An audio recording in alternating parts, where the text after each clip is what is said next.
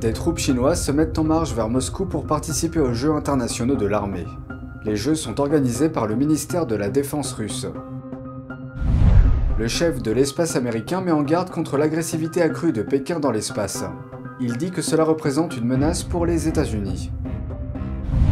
L'argent des impôts fédéraux est injecté dans des universités qui accueillent des instituts soutenus par la Chine. On dit qu'ils exportent la censure de Pékin et un groupe de législateurs fait pression sur le Pentagone à cause de cela. Bienvenue dans Regard sur la Chine. Les troupes chinoises sont en route vers Moscou pour les Jeux internationaux de l'armée en Russie qui auront lieu en août. Le média d'État chinois CCTV rapporte que la délégation chinoise comprend du personnel, des chars militaires et d'autres véhicules. Les forces ont récemment commencé leur voyage en train depuis la Mongolie intérieure en direction de l'est de la Russie. L'événement russe a un surnom, les Jeux olympiques de la guerre. Démarrés en 2015, les Jeux sont dirigés par le ministère russe de la Défense. Cette année, l'événement devrait attirer près de 40 pays et régions à travers le monde, notamment la Russie, l'Iran, l'Inde, le Venezuela et la Chine. Le Venezuela accueillera la compétition de tireurs d'élite qui marquera la première fois que les exercices dirigés par la Russie se déroulent dans l'hémisphère occidental. Un groupe de réflexion basé à Washington, le Centre pour une société libre et sûre, a publié un rapport indiquant que la décision a été prise par la Chine, la Russie, l'Iran et le Venezuela de, je cite, « prépositionner des moyens militaires en déploiement avancé en Amérique latine et dans les Caraïbes ». Et pour la première fois également, 2 pays africains participeront aux Jeux d'août. La Chine participe régulièrement aux Jeux depuis les débuts de l'événement. Le pays accueillera également 3 compétitions cette année dans le cadre de cet événement, dont une course de frégate. La Chine et la Russie ont intensifié leurs exercices militaires conjoints depuis 2005, en particulier ces dernières années. Il est question notamment d'exercices de l'armée de l'air et de la marine. Le Japon met en garde contre une escalade des menaces pour la sécurité nationale dans son livre blanc annuel sur la défense. Ces menaces comprennent les répercussions de la guerre entre la Russie et l'Ukraine, les intimidations de Pékin contre Taïwan et la vulnérabilité des chaînes d'approvisionnement technologique. Le livre blanc sur la défense de cette année explique les défis de sécurité auxquels notre pays est confronté, incluant l'invasion de l'Ukraine par la Russie et la compétition stratégique, en particulier entre les États-Unis et la Chine.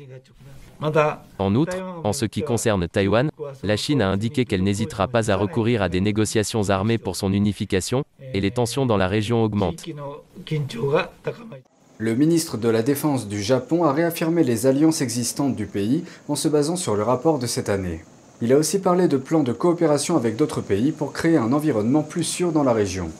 Le rapport est publié alors que le gouvernement japonais prépare sa demande de budget de défense pour le mois prochain. Ce document visera à obtenir le soutien de l'opinion publique pour une augmentation sans précédent du financement militaire. Le parti au pouvoir au Japon cherche à doubler les dépenses de défense pour les porter à 2% de son PIB au cours des prochaines années. Cela représenterait un total de près de 70 milliards d'euros. Pékin a accusé le rapport, je cite, « d'exagérer la soi-disant menace chinoise et d'interférer avec la question de Taïwan ». Une question que Pékin qualifie d'affaire interne de la Chine.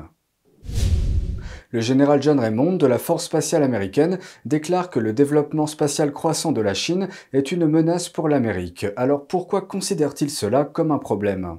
La concurrence entre les États-Unis et la Chine s'étend au-delà de la Terre et se poursuit jusque dans l'espace. Lors du forum sur la sécurité d'Aspen, le chef des opérations spatiales américaines, le général John Raymond, a qualifié de menace pour les États-Unis la capacité croissante de Pékin dans l'espace. La première chose, c'est qu'ils construisent des capacités spatiales pour leur propre usage, donc tout comme nous avons bénéficié de capacités spatiales que nous avons pu intégrer, la Chine a construit un programme spatial pour faire la même chose, ce qui lui procure un avantage et un risque pour nos forces. L'espace est un domaine critique pour la compétition entre les puissances mondiales.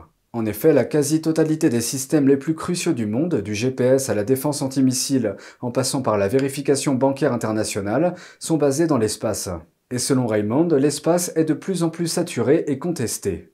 La Chine et la Russie considèrent toutes deux que l'espace est indispensable pour gagner les guerres modernes. Les Américains affirment qu'ils ont travaillé à réduire le développement spatial américain. Pékin a rapidement rattrapé son retard au point que ses capacités spatiales sont presque équivalentes à celles de Washington. La Chine est passée de 0 à 60 très rapidement et elle représente clairement notre défi. Selon le général Raymond, la Chine s'efforce de développer des technologies qui pourraient lui conférer un avantage militaire, civil ou commercial. L'espace joue en effet un rôle de plus en plus important sur la scène mondiale. À la question de savoir s'il voit la Chine agir dans l'espace de manière plus agressive, Je dirais qu'en termes de conflit ou de guerre, c'est simplement la guerre. Certaines personnes, certaines nations pourraient choisir de faire la guerre dans les airs, sur terre et sur mer, maintenant dans l'espace. Et donc je ne pense pas qu'il y ait un plan établi qui dit qu'ils vont commencer ici et faire ceci et cela, mais c'est clairement un domaine qui pourrait aussi leur fournir un avantage. un autre défi est que l'exploration et la technologie spatiale étant relativement nouvelles, ce que les nations peuvent ou ne peuvent pas faire n'est pas entièrement établi. Nous travaillons vraiment dur pour établir une sorte d'ordre fondé sur des règles dans l'espace. Et aujourd'hui, l'un des défis est qu'il n'y a pas de règles ou très peu. C'est le Far West.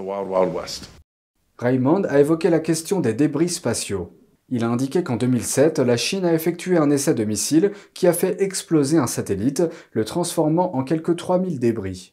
Les États-Unis et leurs alliés se sont abstenus de procéder à ce type d'essai car les débris durables pourraient endommager d'autres satellites et constituer un danger pour les astronautes.